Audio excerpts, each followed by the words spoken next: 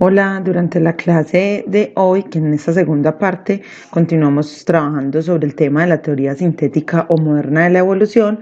Recordemos que es la semana 7, que estamos en agosto 24 y que el indicador de desempeño es el 9 y el 10.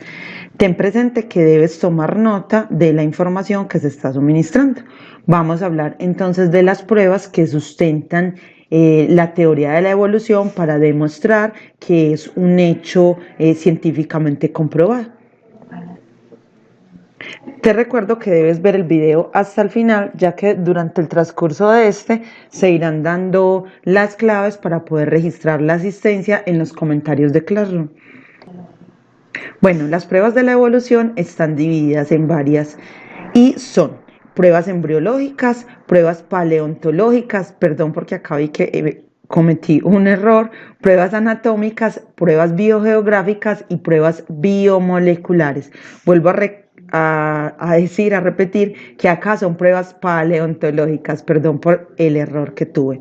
Entonces vamos a ver en el transcurso de este video las 5 pruebas, cómo se sustentan o cómo sustentan entonces la teoría de la evolución. Tenemos entonces que la primera prueba hace referencia a las pruebas anatómicas. Estas pruebas anatómicas se basan en una ciencia denominada anatomía comparada. La anatomía comparada se encarga de investigar las similitudes estructurales que son heredadas por los organismos, tanto en su esqueleto como en cualquier otro órgano. Tenemos pruebas análogas que van a ser estructuras o órganos que tienen un origen distinto, pero una función o un uso común, y tenemos los órganos homólogos, que son estructuras o órganos que tienen un origen común, pero van a tener un uso o una función diferente. Bueno, la evolución es muy difícil de observar directamente, por eso todos los organismos vivos presentan rasgos evolutivos que van a tratar de demostrarla.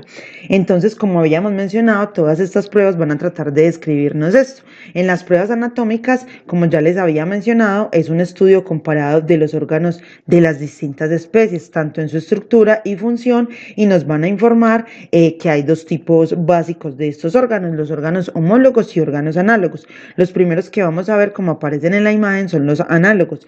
Tienen la misma función, pero su estructura interna es distinta y es una prueba de la adaptación de los órganos diferentes a una misma función.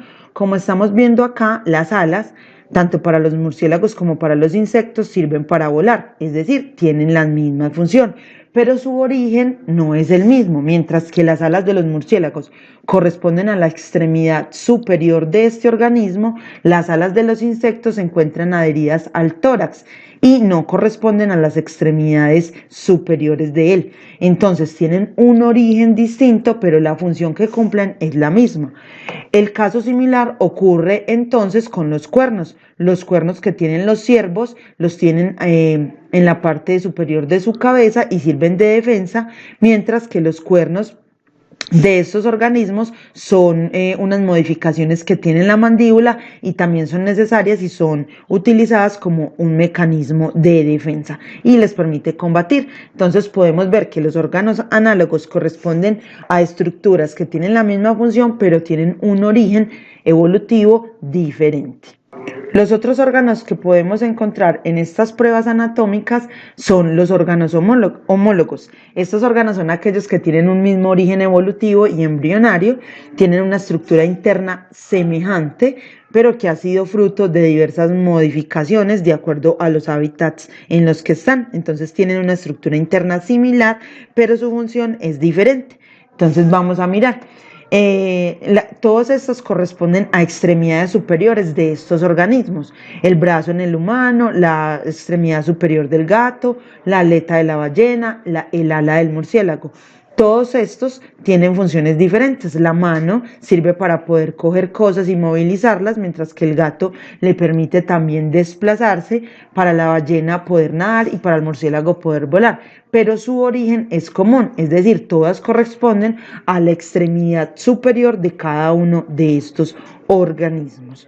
Para completar entonces la asistencia, en la parte de comentarios de Classroom, Catalina Villa, María Camila, Daniela Baos, Luna y Juan David deben de escribir presente con la letra A. Las siguientes pruebas que vamos a ver corresponden a las pruebas embriológicas. Estas pruebas entonces nos dicen, en el caso de todos los vertebrados, que se desarrollan a partir de formas embrionarias que son muy similares en esas primeras fases de la gestación. Estas semejanzas son una prueba de que existe parentesco entre las especies. Cuanto más alto sea el parecido entre los embriones, mayor será el grado de parentesco entre dos especies. Durante el desarrollo embrionario es como si se reprodujese la historia evolutiva de los antepasados. Nuestro embrión al principio es muy parecido al de un pez y nuestros antepasados remotos fueron los peces, como podemos ver entonces. Acá está nuestro embrión comparado con el embrión de un pez. Como podemos ver entonces aquí las similitudes de algunos embriones, por ejemplo el del pez, el de la salamandra, el de una tortuga, el de un pollo, el de un ratón y el de nosotros los humanos. Bueno, las pruebas biomoleculares, entonces, si los argumentos anteriores no eran definitivos, se piensa que los aportados por la biología molecular y la genética sí lo son. El hecho de que las transformaciones químicas de las células sigan los mismos mecanismos metabólicos va a hablar entonces claramente de un origen común. Las protocélulas con un código genético que han llegado hasta la actualidad, integrado por 4 bases nitrogenadas que se van a combinar en la molécula del ADN. Incluso un estudio comparativo de los genomas ha mostrado concordancias sorprendentes entre las especies. El ejemplo que mejor se conoce es el humano y la posibilidad de encontrar secuencias similares con los chimpancés y los gorilas y toda esa línea evolutiva más cercana a nosotros. Además, con respecto a los perros y ratones hay concordancias del 99%, respecto al pollo hay una concordancia del 75% y respecto a la mosca de la fruta hay un 60% de concordancias, lo que nos demuestra que biomolecularmente hay muchas similitudes entre las especies. Acá podemos encontrar entonces en la imagen cómo en segmentos o fragmentos pues, de nuestras secuencias de ADN, de nuestro genoma, podemos encontrar dónde se encuentran entonces algunas diferencias entre las 3 especies. De resto, todo lo otro sería completamente igual. La otra prueba que vamos a ver corresponde a las pruebas biogeográficas.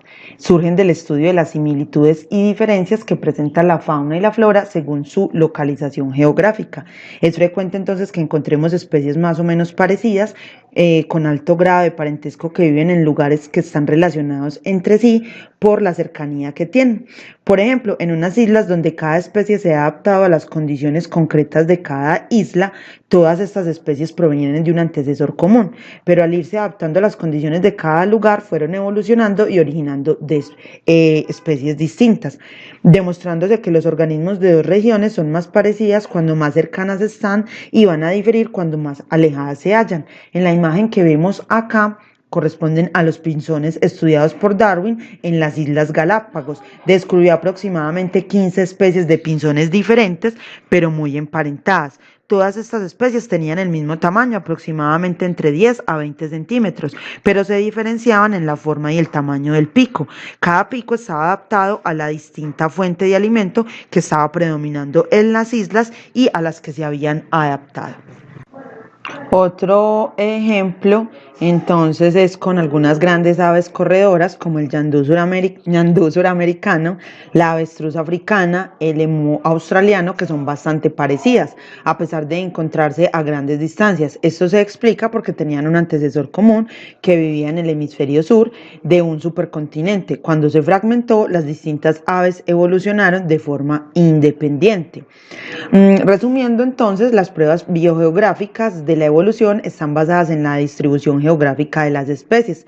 Cuando los organismos viven juntos, evolucionan del mismo modo, pero cuando algunas poblaciones quedan aisladas, evolucionan de distinta forma hacia especies diferentes. Acá podemos ver otro ejemplo con la familia de los camélidos, que se van a diversificar de acuerdo a las distintas adaptaciones por estar en distintos hábitats o regiones. Entonces tenemos al camello bactriano, tenemos al dromedario, a la vicuña, al guanaco, a la alpaca y a la llama.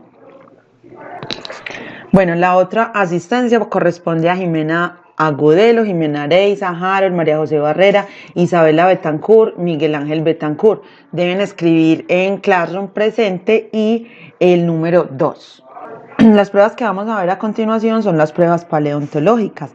Estas pruebas paleontológicas surgen del estudio de los registros fósiles y de las comparaciones entre las especies extintas y las actuales para ver qué similitudes y qué diferencias podemos encontrar. Se demuestra con esto que los seres vivos han habitado la Tierra, que los seres vivos que habitaron la Tierra en el pasado van a ir cambiando a medida que pasa el tiempo y que unas especies van a ser sustituidas por otras.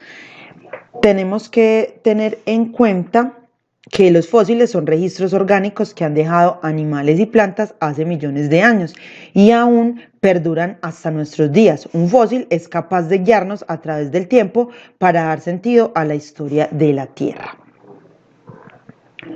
Tenemos también que estos fósiles, entonces acá vemos un ejemplo con un animal marino, él muere, cae en el mar en una zona de sedimentación, luego los restos van cubriendo a este organismo y esos restos se hacen piedra. El terreno cubierto con agua de mar se seca y se convierte después en tierra firme. Estos restos de organismos de épocas pasadas tienden a conservarse adheridos en rocas sedimentarias.